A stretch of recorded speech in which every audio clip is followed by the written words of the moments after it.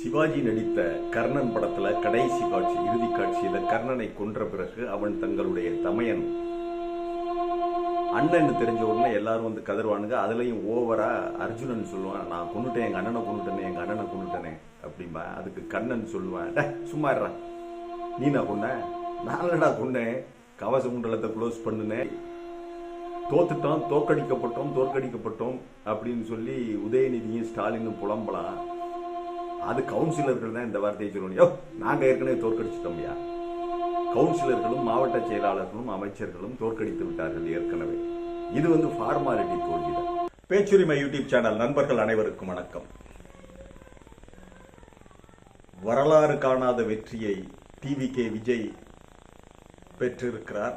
ஒரு நாள் முன்பு நாம ஒரு காணொலி வெளியிட்டோம். ஒரு நாள் 2 நாள் முன்பு மிகப்பெரிய சூறாவளியாக விஜய் அடிப்பார். அதிலே பல்வேறு சருகுகள், குப்பைகள், கூலங்கள் இதெல்லாம் போய் எங்கேயோ தூக்கி கொண்டு போட்டுருவார்னு சொன்னோம். குறிப்பாக நாம் அதுல பாரதிய ஜனதா கட்சி, அண்ணாமலை, சீமான், நாம் தமிழர் சீமான், அதுபோக இன்னும் பல சாதிய கட்சிகள் எல்லாம் அடித்து செல்லப்படுவார்கள் என்று சொன்னோம். அது அப்படியே நடந்திருக்கிறது. திராவிட இயக்கங்கள் புளிய மரமாக வேரூன்றி இருப்பவை அவர்கள் தாக்கு பிடிப்பார்கள் என்று சொன்னோம். அது தாக்கு பிடிப்பார்கள். விஜய் ஆட்சிக்கு வந்தாலும் ஆச்சரியப்படுவதற்கு இல்லை, முதல்வர் ஆகினாலும் ஆச்சரியப்படுவதற்கு இல்லை என்று சொன்னோம். அது நடந்தது. 1-2 தொகுதிகள் குறைவாக பெற்றிருந்தாலும் இது ஒரு இமாலய வெற்றி, மிகப்பெரிய வெற்றி. விஜயினுடைய சொந்த செல்வாக்கா, விஜய்க்காக சினிமா மாயைன்னு ஒரு பக்கம் புலம்புறாங்க. தோற்றவர்கள் எல்லாம் அப்படித்தான் புலம்புவார்கள். திமுக தரப்புல, அதிமுக தரப்புல சினிமா மாயை, சினிமா மோகத்தில் வீழ்ந்து விட்டதாக பல்வேறு திமுக ஆதரவு தளங்கள் கூப்பாடு போட்டுக் கொண்டிருக்கிறார்கள். அதே சமயம் இன்னும் சிலர் இல்ல, எங்கேயுமே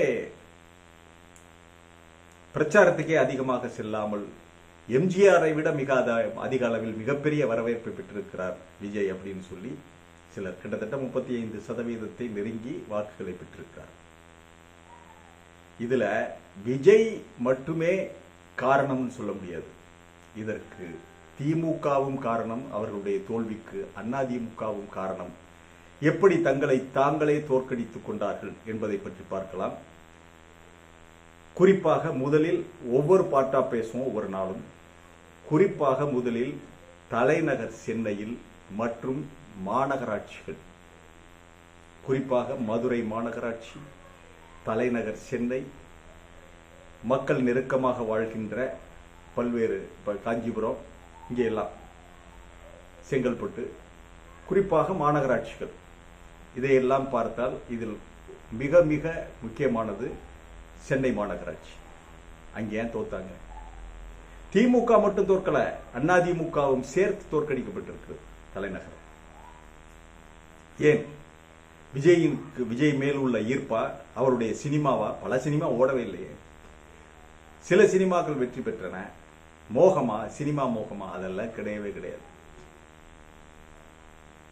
வெளியில வேணா பெரிய திராவிட இயக்கம், திராவிடியன் ஸ்டாக்கு, திராவிட இயக்கங்கள்னு சொல்லலாம். உள்ள என்ன நடந்தது? குறிப்பாக சென்னையில் திமுகவை தோற்கடித்தது திமுக கவுன்சிலர்கள், அதிமுகவை தோற்கடித்தது அதிமுக கவுன்சிலர். மாநகராட்சி தேர்தல்களில் திமுக வெற்றி பெறுகின்ற பொழுது அந்த கவுன்சிலர்கள் செய்கிற அட்டூழியம். அதே போல ஆளும் கட்சியாக அதிமுக வந்தவுடன் அதிமுக கவுன்சிலர்கள் செய்கின்ற அட்டூழியம் பார்த்து பார்த்து மக்கள் புளித்து போய்விட்டார்கள். கொதித்து மக்கள் பார்த்து கொண்டே இருந்தார்கள். திமுக எப்பொழுதெல்லாம் ஆட்சிக்கு வருகிறதோ அப்பொழுதெல்லாம் சென்னை மாநகராட்சி அவர்கள் வசமாகும். அந்த கவுன்சிலர்கள் சீட்டு வாங்குறதுக்கு அவ்வளவு போட்டி, லட்சங்களை கோடிகளை கொட்டி கொடுத்து கவுன்சிலர் ஆகிடுவாங்க. அதன் பிறகு கவுன்சிலர்கள் அடிக்கிற கொள்ளை, வீடு கட்ட முடியாது, மின் இணைப்பு வாங்குவதற்கு கூட கவுன்சிலரை பார்க்கணும். அதே மாதிரி அதிமுகவிலும் அவர்கள் ஆட்சிக்கு வந்த உடனே அப்படி அவங்க பண்ணுவாங்க. சாதாரண கவுன்சிலராக நடந்து போய் கொண்டிருந்தவர் கவுன்சிலராக அடுத்த நொடி இனோவா கார் வாங்கி விடுவார். இப்படித்தான் இவர்கள் மாநகராட்சியில் முறை வைத்து கொள்ளையடித்தார்கள். இதையெல்லாம் சவுக்கு சங்கர் போன்றவர்கள் சொல்லிக் கொண்டே இருந்தார்கள். விசில் ஊதிக்கிட்டே இருந்தாங்க. அவங்க சவுக்கு சங்கர் போன்றவர்கள் விசில் ஊதிக்கொண்டே இருந்தார்கள், சொல்லிக் கொண்டே இருந்தார்கள். இவங்களை நம்பி அவங்கள இருந்தே ஒரு எம்எல்ஏவை போட்டாங்க. இப்படி ஒவ்வொரு மாநகராட்சியிலும் இப்ப மாநகராட்சிக்கு மேயர் பிரியாவை தேர்ந்தெடுத்தாங்க. மேயர் பிரியாவுக்கு ஒரு விலை வைக்கப்பட்டது. சென்னை மாநகராட்சிக்கு ஒரு விலை, இந்த விலையை கொடுத்துட்டு நீங்க மேயர் ஆகலாம். இதெல்லாம் தீர்மானிச்சது திமுகவினுடைய மேலிடம். அதாவது மருமகன் தரப்பு, மகன் தரப்பு இவர்கள் தான் தீர்மானித்தார்கள். ஆக பிரியா ஒரு தொகையை யார் ஏலத்துல தான் எடுத்தாங்க. சென்னை மாநகராட்சி, மதுரை மாநகராட்சி, இங்க எல்லாம் தாவேக்கா தான் வந்திருக்கு பாருங்க. அதிமுகவும் விட்டு திமுகவும் விட்டு. அப்படின்னா என்ன? இந்த கவுன்சிலர்கள் போட்ட ஆட்டம், இவர்கள் அடித்த கொள்ளை, தட்டி கேட்கவே ஆள் இல்லை. இவங்க முறை வரும்போது இவங்க, அவங்க முறை வரும்போது அவங்க. வந்த உடனே இனோவா கார் வாங்குவாங்க. குளிரூட்டப்பட்ட வண்டி, குளிரூட்டப்பட்ட அறைகள், அவங்க தங்குறது, அவங்களுடைய ட்ரெஸ் கோட், அது இதெல்லாம் பார்த்தா தேவலோக தேவதூதர்கள் மாதிரி இருப்பாங்க. சென்னை மாநகராட்சி மேயர் ஆகணுமா? இதற்கு ஒரு விலை. ஆவடி மாநகராட்சி நகராட்சி மேயர் ஆகணுமா? அதற்கு ஒரு விலை. தாம்பரம் மாநகராட்சியா? அதற்கு ஒரு விலை. இப்படி ஒவ்வொன்றிற்கும் ஒவ்வொரு விலையை வைத்து இவர்கள் மேயர் பதவிகளை விற்றுக் கொண்டிருந்தார்கள். இப்ப அது திருப்பி அடிச்சு. ஏன்னா எங்கேயுமே அதிமுகவும் தோத்துருச்சு, திமுகவும் தோத்துருச்சு. உதயநிதி மட்டும், உதயநிதி 1-2 வேட்பாளர்கள் தான் வெற்றி பெற்றிருக்கிறார்கள். ஆக இவர் இது அவ்வளவுக்கும் பொறுப்பேற்க வேண்டியது முதல்வரும் கட்சிக்காரர்களும் தான். இந்த கவுன்சிலர்கள் தான் நகரங்களில் அவரவர் கட்சிகளை தோற்கடித்தார்கள். அதிமுகவை அதிமுக கவுன்சிலர்கள் தோற்கடித்தார்கள். அவர்கள் செய்த ஊழல், இமாலய ஊழல்கள், மக்கள் அதாவது அதிகாரிகளை பந்தாடுறது, அராஜகம் பண்றது, ரவுடிசம் பண்றது, கூலிப்படைகளுக்கு ஆதரவு கொடுக்கிறது, கஞ்சா போதை அது இது எது வேணாலும் கடத்தி கொண்டாந்து விற்பானுங்க. அதை தட்டி கேட்டா உடனே கவுன்சிலர் போயிடுவாரா இங்க போலீஸ் ஸ்டேஷன். கஞ்சா புழக்கத்தை அதிகமாக கண்டுகொள்ளாமல் போலீஸை கட்டுப்படுத்தியதாருன்னா இந்த கவுன்சிலர்கள் தான். இந்த கவுன்சிலர்களால் தான் கஞ்சா அது இது எல்லாமே போதைகள், கூலிப்படை இதெல்லாம் அவங்களுடைய கண்ட்ரோல் தான். கூலிப்படை ஒரு கொலை செஞ்சிருச்சுன்னா உடனே போலீஸுக்கு போன் பண்ணி வெளியேறது, ரவுடிகளை வெளியே எடுக்கிறது. கஞ்சா வழக்கில் எவனையாவது பிடிச்சி போலீஸ் உள்ள வச்சா அவனை வெளியே எடுக்கிறதெல்லாம் கவுன்சிலருடைய வேலை. மின் இணைப்பு வாங்கணும்னா அவங்கள பார்க்கணும், கவனிக்கணும். வீடு கட்டணும்னா கவனிக்கணும். சாக்கடை அடைச்சிக்கிட்டு இருந்தா கூட அதை எடுக்கிறதுக்கு ஆளை கூப்பிட்டா அதுக்கு அவனுங்களை கவனிக்கணும். இப்படி மக்கள் மேல் வன்முறை, ஒரு தொடர் வன்முறையை நடத்திக்கிட்டே இருந்தாங்க. ஏன்னா அவங்க அடுத்த கவுன்சிலர் சீட்டுக்கு பணம் கொடுத்து தான் வாங்கணும். இப்படி ஒரு எழுதப்படாத சட்டத்தை நீங்க உள்ள வச்சுக்கிட்டு இந்த மெத்தட்ல நீங்க அவங்களை எல்லாம் தேர்ந்தெடுத்துக்கிட்டு இருந்தா மக்கள் கொதித்து, அதாவது பொறுத்து பொறுத்து பொறுத்து பொறுத்து பார்த்தாங்க. அந்த கவுன்சிலர் பண்ற அட்டகாசம் பொறுத்து பார்த்தார்கள். ஏன்னா லோக்கல்ல அவங்க தானே இருக்காங்க, எம்எல்ஏ இல்ல. எம்எல்ஏவை விட கவுன்சிலர்கள் பண்றதுன்னா அவங்க மிகப்பெரிய இதாக ஒரு ஊழலாக இருந்தது. அதிகார போதை, மமதை, வன்முறை, வெறியாட்டம்லாம் அவங்க தான் பண்ணாங்க. அதனுடைய பொறுப்பு, அதனுடைய எல்லாத்தையும் தலையில விழுந்தது இவங்களுக்கு. இவங்க அந்த அனுமதித்தார்கள். ஒவ்வொரு நகராட்சிக்கும் ஒரு விலையை வைத்து விற்றார்கள். மேயர்களாக வர வேண்டியவர்கள், வர ஆசைப்பட்டவர்கள் இந்த பணத்தை திரட்டி கொடுத்துட்டு அவங்க அந்த பதவியை கைப்பற்றி வந்தார்கள். இதுதான் நடந்தது. இதை யாரும் இல்லைன்னு சொல்ல முடியாது. வெளியே பெரியார் அண்ணாவை பேசலாங்க. அந்தந்த கவுன்சிலர் ஒவ்வொரு அமைச்சரை பிடிச்சிட்டு அவங்க மூலமாக அந்த வேலைகள்லாம் பார்க்க வேண்டிய வேலைகளை பார்த்து அரசு ஆஸ்பத்திரிகளில் அங்கே இங்கே என்னென்ன அரசு திட்டங்கள் இருக்கோ, பாத்ரூம், டாய்லெட் ஏலம் விடுறதுல இருந்து எத்தனை இருக்கோ மாநகராட்சிகள்ல.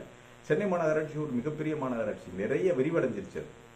ஆகவே அதனுடைய வருமானத்தை பங்கு பிரிப்பதில் அங்கிருந்து வரன்றது, சுரண்டுறது இதெல்லாம் இந்த கவுன்சிலருக்கு அத்துப்படி மக்களை மிரட்டி பணம் வாங்கினார்கள். இதனுடைய விலையை இன்றைக்கு திமுக கொடுத்து விட்டது. நாம் சொல்லுவது இதுதான், திமுக இந்த விலையை கொடுத்து விட்டது. இதற்காக மக்கள் காத்திருந்தார்கள், யாரோ ஒருவருக்காக காத்திருந்தார்கள். அந்த இடத்துக்கு விஜய் வந்து நின்றார். கரெக்டா மக்களுக்கு அவர் ஒரு தேவதூதனா தெரிஞ்சார். போட்டாங்க, ஓட்டாங்க, அவ்வளவுதான். இவர்கள் செய்த இந்த அதிமுக திமுக கவுன்சிலர்கள் செய்த அட்டகாசத்தில் இது எல்லாமே இவர்களுக்கு தோல்வி என்பது ஒரு மிகப்பெரிய விஷயமாக, இந்த தோல்வியை தந்தது இந்த கவுன்சிலர்கள் தான். ஆகவே இதே தவறை இனி அடுத்து உள்ளாட்சி தேர்தல்கள் வரும், நிச்சயமாக தாவேகா எல்லா மாநகராட்சியும் பிடிப்பாங்க. ஏன்னா மக்கள் அந்த ஒரு மாற்றத்துக்காக எதிர்பார்த்துக்கிட்டு இருக்காங்க. இந்த கவுன்சிலர்கள் வரவே கூடாது, அதிமுக திமுக கவுன்சிலர் வரக்கூடாதுன்னு மாற்றத்துக்காக எதிர்பார்த்துக்கிட்டு இருந்தாங்க. ஆகவே வருகின்ற உள்ளாட்சி தேர்தலில் தாவேகா அந்த ஃபார்முலாவை மெத்தடை ஃபாலோ பண்ணா அவ்வளவுதான் முடிஞ்சது. பணம் கொடுத்துதான் மாநகராட்சி மேயர்களை தீர்மானிக்க வேண்டும், ஏலம் எடுக்க வேண்டும் என்றால் திமுக அதிமுகவுக்கு ஏற்பட்ட நிலைதான் தாவேகாவுக்கு ஏற்படும். தாவேகா உறுப்பினர்கள், தேர்ந்தெடுக்கப்பட்டிருக்கின்ற சட்டமன்ற உறுப்பினர்கள் அவங்க எப்படி மக்களோடு இருக்கிறாங்க என்னங்கிறது போக போக தெரியும். கொஞ்ச நாள்ல இன்னோவா வாங்கிட்டு சுத்தினா அதன் பிறகு நீங்களும் அந்த லிஸ்ட்ல சேர்க்கப்படுவீர்கள்.